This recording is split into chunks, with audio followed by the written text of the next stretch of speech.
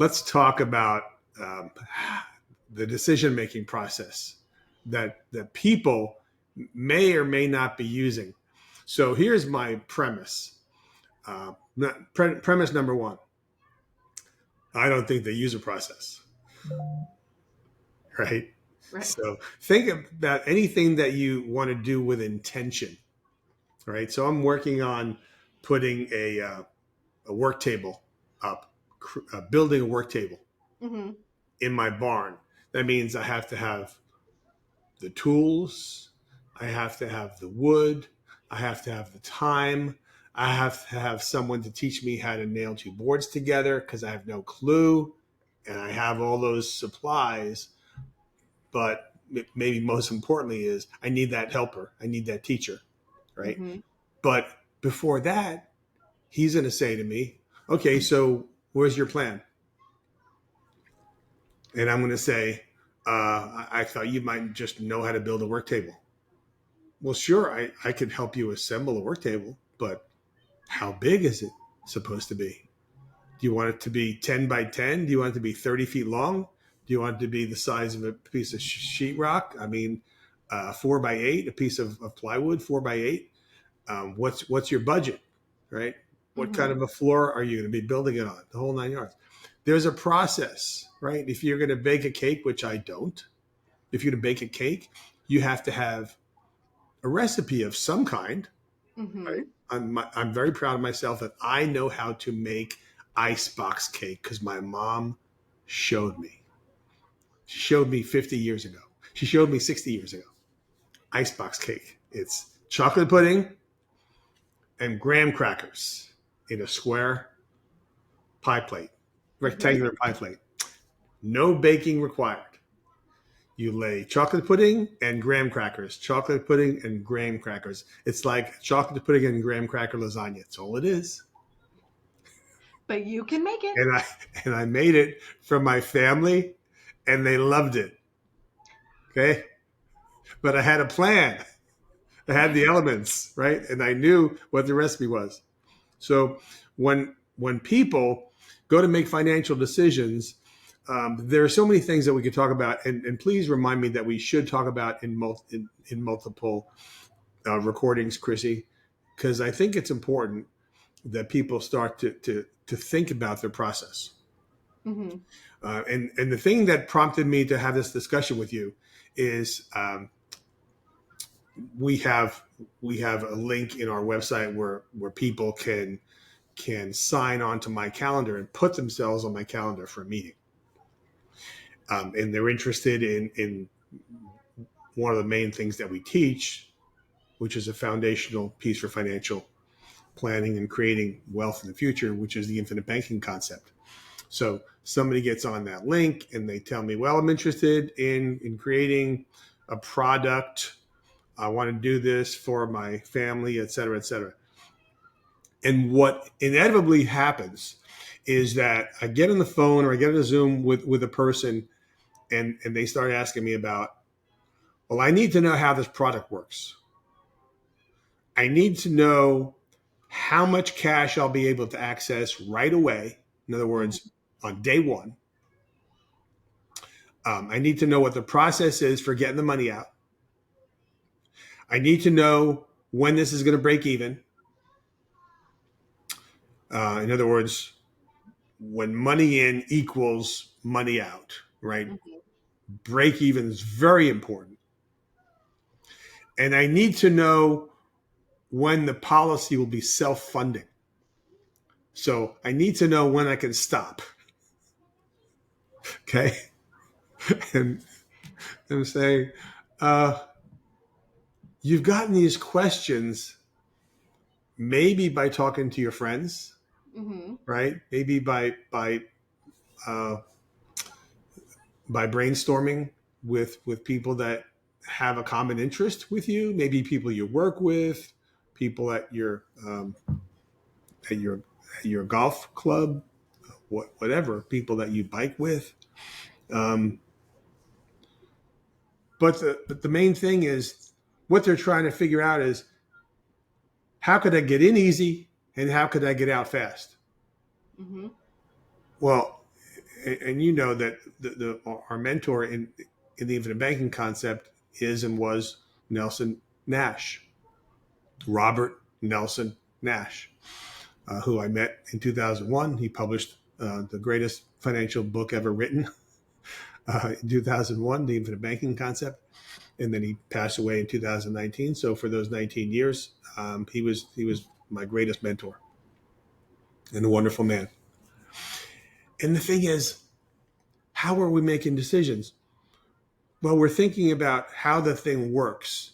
So I'm thinking about how the saw works, which kind of blade to use, and should I use a string to measure or should I use a tape measure? Well, wait a minute. Maybe before we start building the work table, my helper, or which is really my teacher, right, should be asking me, what do you want to use it for? I mean, gee, well, it's a work table, a work table. I want to use it in the kitchen to roll pizza dough on. Well, then it probably has to have a marble top. I want to use it for making fudge. Probably has to have a marble top. Or I want to use it for very, very rough carpentry in the barn. Probably doesn't need a marble top. Probably has to be able to sustain the impact of a hammer. Probably has to be able to hold other things attached to it, like a vise, for example, right? What do you want to use it for? So most Americans are in financial doldrums. There's an old-fashioned word. They're in the doldrums, right? They're in a ditch. They're in limbo. They can't make decisions because they don't know what decisions to make, right? Right. Who said that you need to plan the end from the beginning, right? Mm-hmm. What does financial thriving look like to you? We're not even going to go into that today. This is going to be a short conversation, but I think that most people, when they get on my calendar, are coming in with, God bless them, and with all due respect, they're coming in with the wrong questions. The question is not so much, how do I do this and what does your product look like? The question should be, what is it that I want to achieve and for whom and by when? We'll figure out what tools you have available, what resources you have available. We'll take an inventory of what you've done up to now and what decisions and what experiences have impacted where you're at today, and the things that caused some success in your life. We want to preserve those and protect those and maintain those and continue those. And then perhaps we can do some things to build on top of those. And one of the most important things from my perspective is learning how money works. Right. But in the meantime, I don't hear people asking me, and this may be self-serving, and if it is, it's not meant, but that's just what occurs to me. I don't hear people asking me, well, Joe, what are your credentials? What's your experience? How long have you been doing this?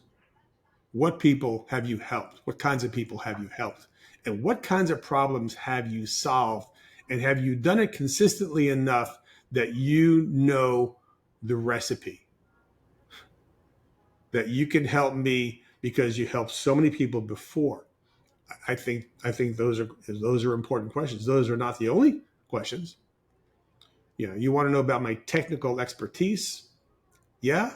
And most people are thinking, well, you better be really good at math. Actually, no. I have to be really good at money and understanding human beings. That's what I have to be good at. Mm-hmm. I have to be empathetic and sympathetic and caring. And I have to ask questions, but more importantly, I have to learn how to listen and listen and listen. And the whole burden of financial success is not on the planner. It's not on the product. It's not on the financial industry. It's not in the market. It's on the client. And it's on a client based on your decisions. Your future results are going to be based on your decisions.